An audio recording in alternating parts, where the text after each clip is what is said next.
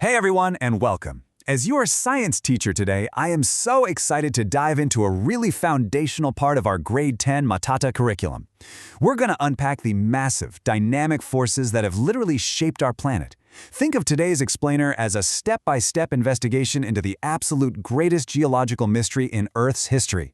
We're going to start with the foundational basics and work our way up to the advanced mechanics, just so we can truly understand the ground beneath our feet. Let's get started. So I want you to think about this. Have you ever glanced at a world map and noticed how the eastern coastline of South America and the western coastline of Africa just seem to match, right? It's like they trace the exact same shape, almost like giant puzzle pieces just waiting to be snapped back together. Well, I'll tell you a secret. That is not just a coincidence. Today, I want you to put on your detective hats and treat the map like a massive global crime scene. The clues are literally right there in front of us, pointing to a time when our world looked entirely different. Here is our game plan for today. We'll look at Earth's puzzle pieces, meet the supercontinent Pangaea, unpack continental drift, analyze clues from the past, see exactly how continents move, and finally, look at why all this history matters today. All right, Section 1, Earth's shifting puzzle pieces. Let's understand our dynamic crust. Okay, before we can even talk about continents moving around, we absolutely have to establish our setting. We need to look at the Earth's structure itself. You see, the Earth isn't just solid rock all the way through to the core. The outermost layer, the one we live on, is called the crust, and it's actually broken into these large, rigid sections called tectonic plates. But here is the really crucial part. Right beneath that solid crust is a layer called the asthenosphere. It's this soft, semi-fluid layer in the upper mantle. It has a special property called plasticity. Basically, that means it's a solid, but it can slowly, sluggishly flow. You really want to remember the asthenosphere, because without this squishy, semi-fluid layer, literally nothing on Earth's surface would be able to move. A great way to picture this is to think of the tectonic plates as massive blocks of ice, and the asthenosphere as the water right beneath them. Just like thick ice floats and shifts around on top of a lake, the Earth's rigid, broken outer crust floats on top of that slow-moving, semi-liquid asthenosphere. And because of this dynamic setup, those heavy plates are actually capable of sliding around over vast periods of time. Moving right along to Section 2, the supercontinent called Pangaea. Let's explore Earth's ancient landscape.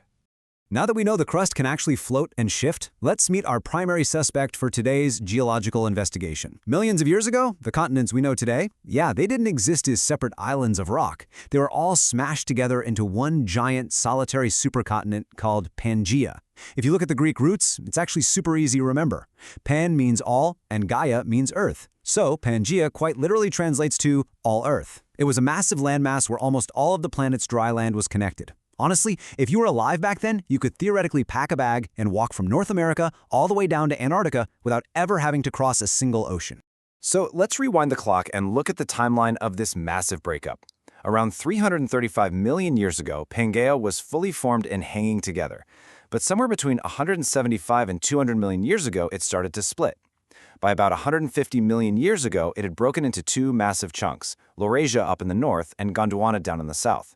And over the millions of years that followed, those pieces kept fragmenting and drifting, eventually giving us the 7 totally distinct continents we have today. The really huge takeaway here is that our Earth is incredibly dynamic. It's undergoing this incredibly slow, millions of years long breakup that, believe it or not, is still happening right now. Let's jump into Section 3, Continental Drift Theory explained. Time to meet the man who saw the puzzle. Okay, so who was the brilliant mind that first looked at a map, noticed that weird puzzle piece fit, and actually dared to say out loud, "Hey, I think the continents are moving"? Well, in the early 1900s, a German scientist named Alfred Wegener stepped up. He introduced the Continental Drift Theory, formally proposing exactly what we've been talking about, that continents were once joined as a single landmass and gradually drifted apart. Wegener's idea completely revolutionized how we understand Earth's history. But, as you might guess, it was not an easy sell to the rest of the world. In fact, Wegener faced some major skepticism. At first, the scientific community completely rejected his theory. They basically laughed him out of the room. Why? Well, in science, if you're going to make a massive claim, you need massive evidence. Wegener could point out that the continents looked like they fit together, sure, but he couldn't explain how they moved. How does a heavy continent just plow through a solid ocean floor? Back then, they didn't know about the asthenosphere or plate tectonics. So without the mechanics to back it up, Wegener's groundbreaking idea was dismissed as just an unsupported guess. Which brings us to Section 4, 4 clues of the past. Let's gather the evidence. Wegener knew he needed undeniable proof to back up his theory. So, acting like a global detective, he painstakingly gathered 4 distinct pillars of evidence that all point directly to Pangaea. First, we have the jigsaw fit of the coastlines. Second, biological or fossil evidence. Third, geological evidence in the rocks. And fourth, climate data. Let's break these down because this is where the mystery gets really cool. Think of each of these fossil discoveries as its own little mini-story of survival and geography. Take the Mesosaurus, for example. It was this small, freshwater reptile, but scientists found its fossils in both South America and Africa. So here's the puzzle. A freshwater reptile couldn't possibly survive swimming all the way across the massive, extremely salty Atlantic Ocean, right? So the land absolutely had to be connected. Or consider the Glossopteris, a fragile, warmth-loving fern plant found fossilized in Antarctica. No way a fern grows in freezing ice. The only logical explanation is that millions of years ago, Antarctica wasn't sitting at the freezing South Pole. It was connected to Pangaea in a much warmer climate. The same logic applies to land-dwelling reptiles like Lystrosaurus and Cygnothes found separated by thousands of miles of deep ocean. The biology literally proves the geography. But it wasn't just living things that made the case. The very geological bones of the Earth were cracked in half too. Scientists found that similar rock layers and coastal mountain ranges, like the Cape Belt, literally span straight across South America and Africa. The rocks perfectly match in age, structure, and even mineral makeup. It is exactly as if someone took a giant, continuous mountain range, ripped it right in half, and pushed the 2 pieces thousands of miles apart. All right, Section 5, How the Continents Move. Let's finally solve the mechanics of the drift. So Wegener totally had the undeniable evidence of the what, but modern science eventually figured out the how. And that brings us right back to our foundational basics. Let's look at how plate tectonics drives this whole operation. Step 1, that semi-fluid asthenosphere beneath the crust moves around like a thick, slow liquid. Step 2, because it's moving, the rigid tectonic plates resting on top of it are forced to float and shift around. And finally, Step 3, since the continents are just physically sitting on top of these moving plates, they get carried right along for the ride. They slowly drift apart or they smash into each other. That right there is the engine of our dynamic Earth. A few centimeters, that's it. That is the tiny, almost unnoticeable distance these tectonic plates move every single year.